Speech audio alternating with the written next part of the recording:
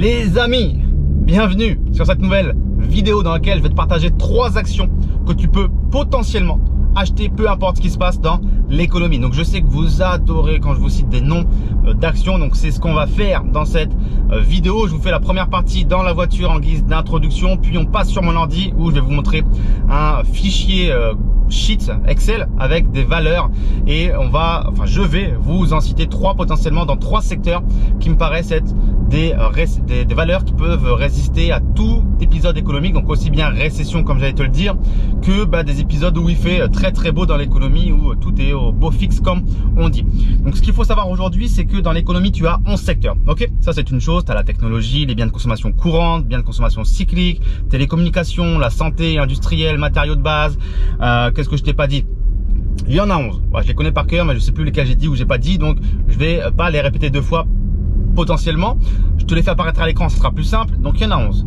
Dans ces secteurs, tu as des secteurs qui sont dits cycliques et tu as des secteurs qui sont dits non cycliques. Qu'est-ce que ça veut dire non cyclique? Non cyclique, ça veut dire que ça ne suit pas ce qui se passe dans l'économie. Et ça, c'est ce qui nous intéresse. Ça veut dire que ces valeurs, peu importe ce qui se passe dans l'économie, qu'il fasse beau ou qu'il pleuve, elles vont généralement produire de la performance, produire des bénéfices et donc être en mesure pour nous, ce qui nous intéresse en tant qu'investisseurs, produire donc des dividendes. Ok?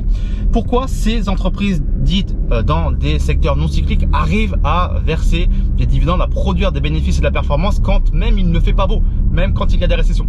C'est tout simplement parce que ces secteurs et ces entreprises ont des cœurs d'activité qui leur permettent de faire ça. C'est-à-dire que tu le vois dans ton quotidien, il y a des choses que tu fais tout le temps. Qu'est-ce que tu fais tout le temps? Tu te lèves, tu te brosses les dents, normalement. Tu fais quoi? Tu prends une douche. Puis peut-être que dans l'après-midi, tu vas lancer une lessive. Et puis peut-être qu'à midi, tu iras manger et boire un petit truc. Et peut-être que le soir, tu iras laver le sol de ta maison avec un produit savonneux, etc., etc. Donc tu vois, il y a des choses que tu fais tout le temps, tous les jours, peu importe l'état d'économie également, tu vois. Donc c'est pour ça que ces entreprises s'en sortent bien, parce que ces entreprises, tu l'as compris, ce sont des entreprises qui commercialisent tous ces produits, du Colgate, donc de la pâte à, comment on dit, de la pâte à tartiner, non, mais de la pâte à dentifrice, mais la pâte à tartiner, ça marche également, puisque c'est de la nourriture, donc les boissons, les produits d'hygiène corporelle, les produits d'hygiène de la maison, tout ça, ça marche tout le temps. Donc ce sont des entreprises dites dans des secteurs non cycliques. À l'inverse, tu as les entreprises dans les secteurs cycliques qui eux vont suivre ce qui se passe dans l'économie et qui vont bien se porter quand l'économie se porte bien et qui vont mal se porter quand l'économie se porte mal.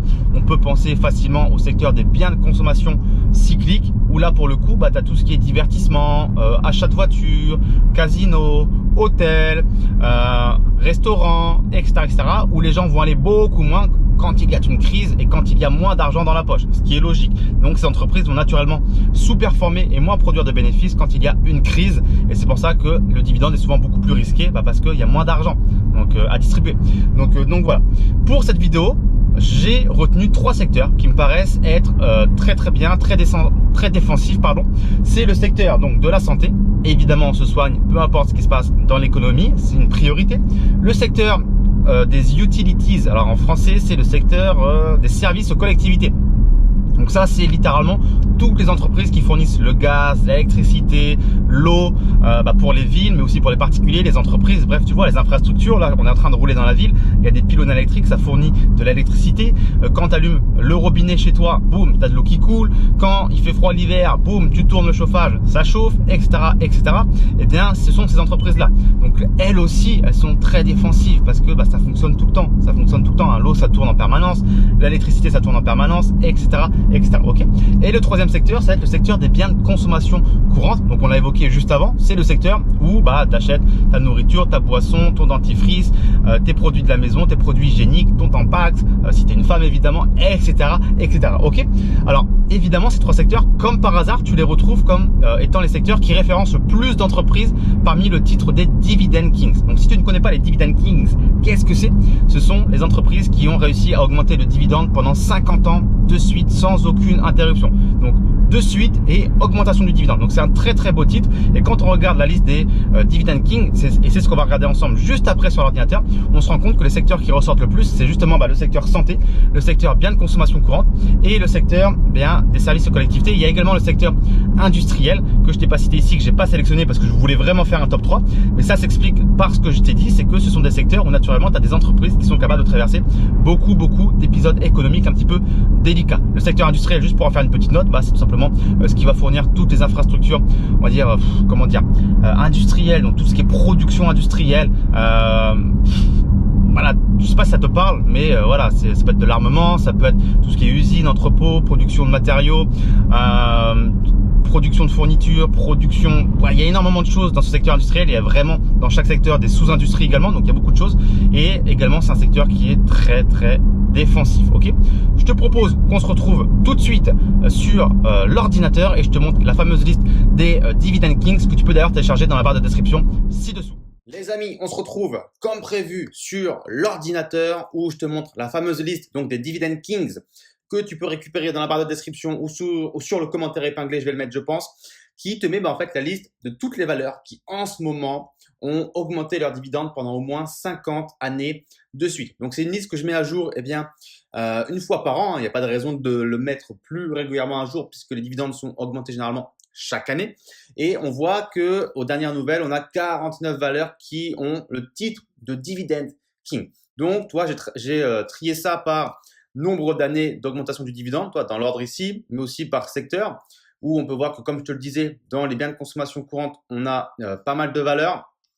Le secteur industriel également, le secteur des services aux collectivités également, et la santé, toi, étonnamment, il n'y a que 4 valeurs. Donc c'est assez intéressant de voir que c'est pas forcément le secteur qui génère le plus de dividend king. Ok, je l'ai également classé par rendement et voilà. Ok, alors nous ce qu'on va regarder aujourd'hui, en tout cas ce que je vais te partager, c'est 3 valeurs qu'on pourrait potentiellement considérer et acheter pour traverser n'importe quel épisode économique.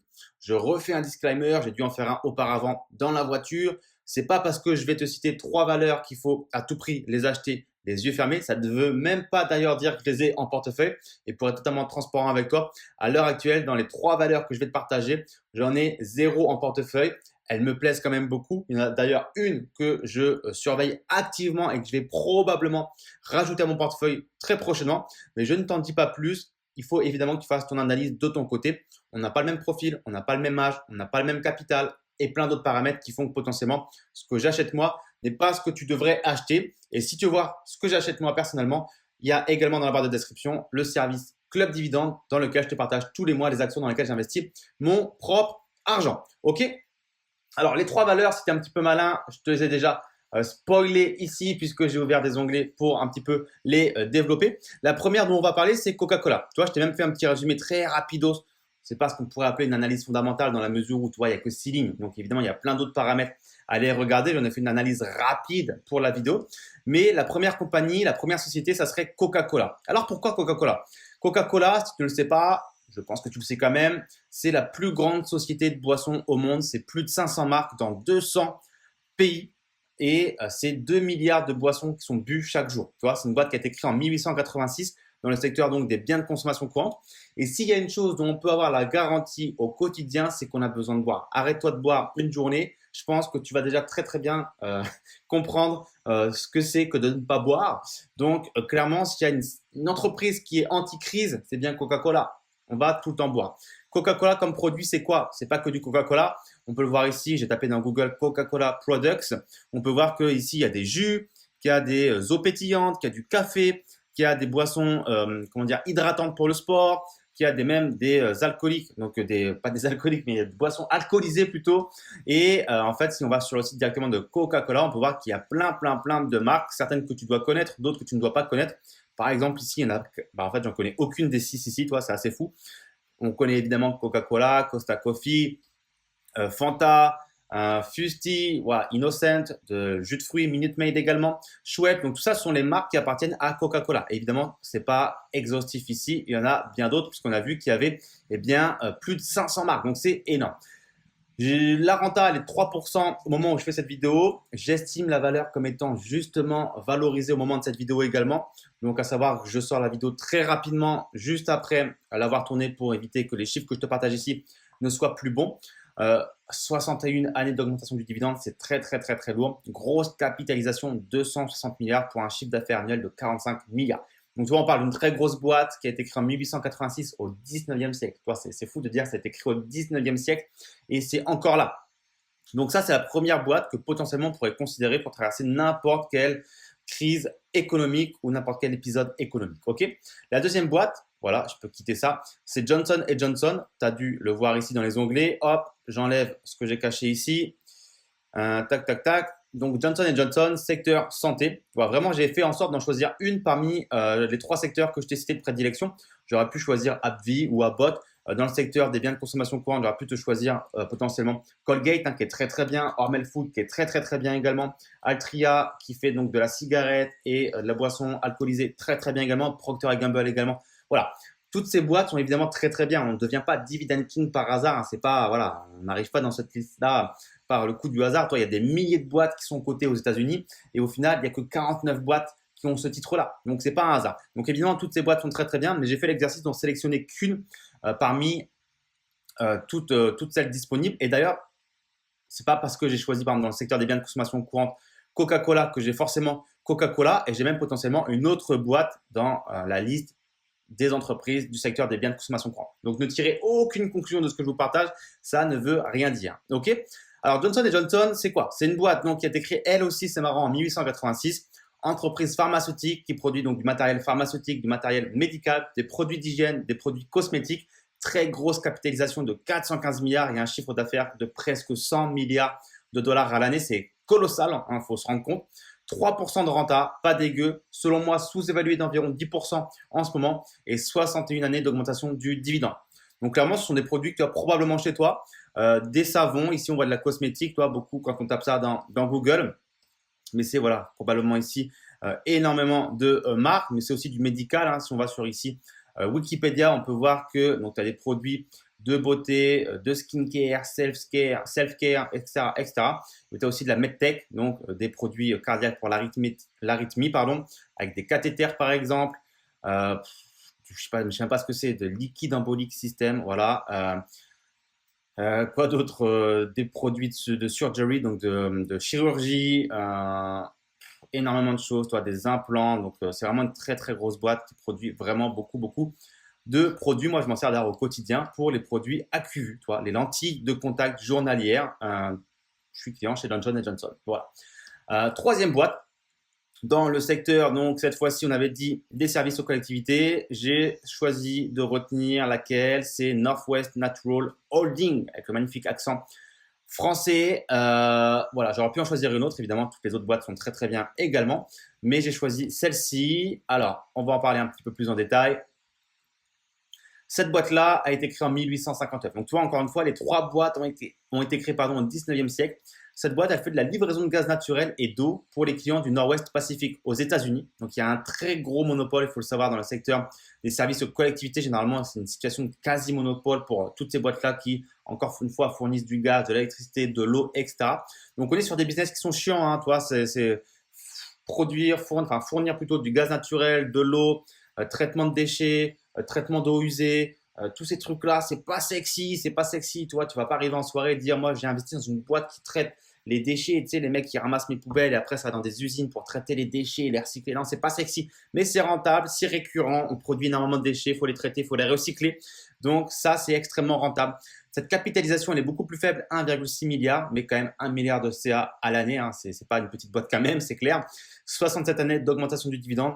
Renta sympathique de 4,4% et sous-évalué d'après moi au moment de la vidéo d'environ 15%. Donc très sympa également. Et si on va sur le site de l'entreprise, voilà, ça dit grosso modo ce que je viens de te dire. On fournit du gaz naturel à environ 2,5 millions de personnes.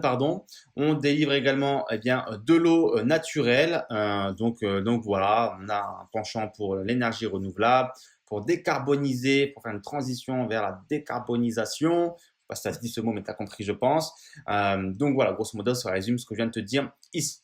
Donc voilà, les amis, 3 valeurs qui, à mon sens, sont clairement anti-crise, anti-récession, anti-guerre, anti-pandémie, anti-embargo, tout ce que tu veux en fait. Peu importe ce qui se passe, on se soigne, on doit alimenter les maisons en gaz, en électricité, on doit traiter les déchets, on doit se laver, on doit manger, on doit boire. Donc, dis-moi ce que tu en as pensé eh bien, dans les commentaires ci-dessous de ces trois valeurs. Est-ce que tu connaissais ces trois boîtes? Bon, je pense que Johnson & Johnson et Coca, tu les connaissais. Peut-être pas la dernière. Dis-moi ce que tu en penses si tu les connais dans les commentaires ci-dessous. Est-ce que tu les as en portefeuille? Qu'est-ce que tu en penses? Est-ce que c'est des valeurs que tu pourrais ajouter à ton portefeuille? Encore une fois, on n'a pas fait une analyse fondamentale dans les règles de l'art. Par exemple, c'est parce que je t'ai dit que la dernière valeur avait 4,4% de renta et qu'elle était sous-évaluée, qu'à tout prix, tu dois courir et l'acheter et la mettre dans ton portefeuille. Il faut évidemment regarder les niveaux d'endettement, l'évolution des bénéfices, la valeur comptable. Bref, moi, je regarde 20 à 25 critères avant de me positionner sur une valeur. Donc là, on a regardé à peine 2-3 critères. Toi, la renta, la valorisation et encore très rapidement, on n'a pas regardé le PER concrètement et son évolution, le PEG, etc. Donc voilà, faites attention. Ne prenez pas pour argent comptant ces trois valeurs comme étant des valeurs que vous pouvez acheter les yeux fermés. Encore une fois, non. Tout est dans la barre de description, les amis, pour avoir des ressources supplémentaires, que ce soit l'accès à cette liste ici que je vous ai montré de Dividend King, mais aussi le service Club Dividende, de la formation, bref, gratuit, payant, il y a tout ce qu'il faut dans la barre de description. Je te remercie de m'avoir écouté jusqu'à maintenant et je te dis à très très vite pour une prochaine vidéo. Ciao, ciao.